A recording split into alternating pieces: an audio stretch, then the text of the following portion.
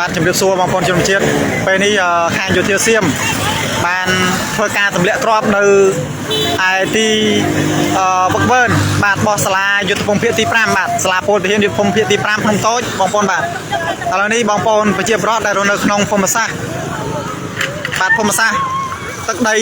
ស្រុកបាណន់ខេត្តបាត់ដំបងបាទនិងស្រុកបាទឃុំមួយចំនួនទៀតដែលនៅជាប់នឹង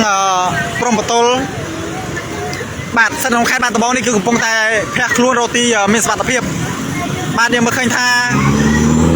អំពើឈ្លានពានបាទដល់ខុសខើយងក្នុងព្រៃផ្សៃរបស់យោធាសៀមនេះ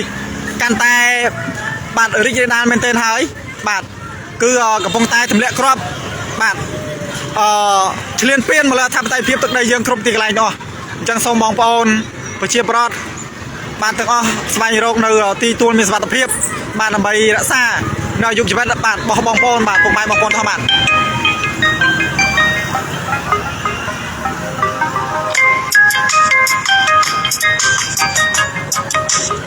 បាទខ្ញុំពិតជាជឿចាំណាស់បងប្អូនបាទហើយខ្ញុំនឹងមិនអោបដៃឈោមមើលទេនៅការឈ្លានពាននេះហើយខ្ញុំហ៊ាននិយាយចំពោះមុខបងប្អូនថាបើសិនជាហើយនៅតែបន្តឈ្លានពាននៅរូបភាពបែបនេះទៀតខ្ញុំនឹងស្ម័គ្រចិត្តបាទចូលរួមបាទយកជីវិតនេះដើម្បីចូលរួមជួយការពារទឹកដីរបស់យើងទាំងគ្នាបងប្អូនបាទ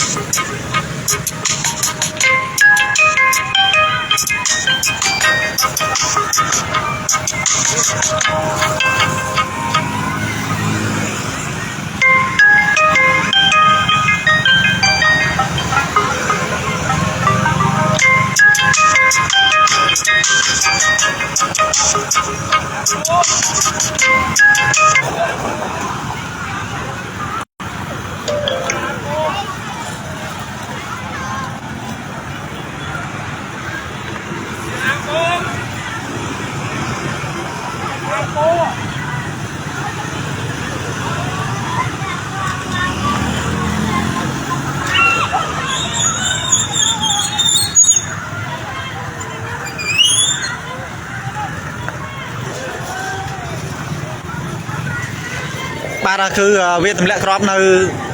ឯមន្ទីរយុទ្ធភូមិភាគទី5ទេបាទគឺសាលាវឹកវើបាទសាលាវឹកវើរបស់ពលទាហានភូមិភាគ5បាទទៅនេះគឺបងប្អូនប្រជាពលរដ្ឋយើងដែលក៏រាវរត់ភះបាទរត់កិច្ចចេញពីតំបន់ដែលត្រូវពួកសៀមបានទម្លាក់គ្រាប់ហ្នឹងបាទ 4-5 គ្រាប់ហើយបងប្អូនបាទ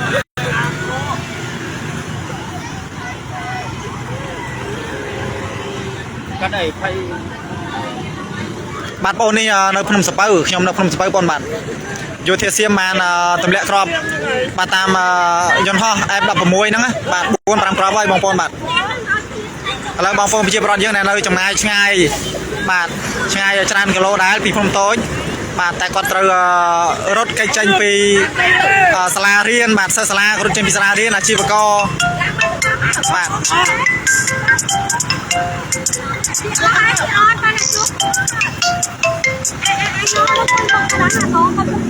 បាទខ្ញុំក្មួយទៅផ្ទះក្មួយទៅផ្ទះ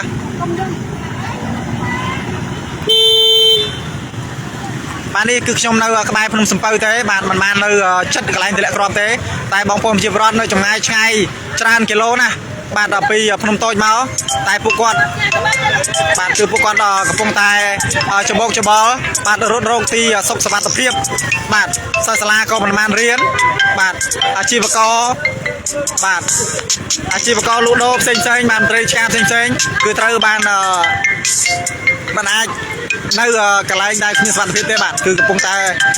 រកគ្រួសារបាទរកបងប្អូនដើម្បីរកកន្លែងទីទួលមានសុវត្ថិភាពបាទ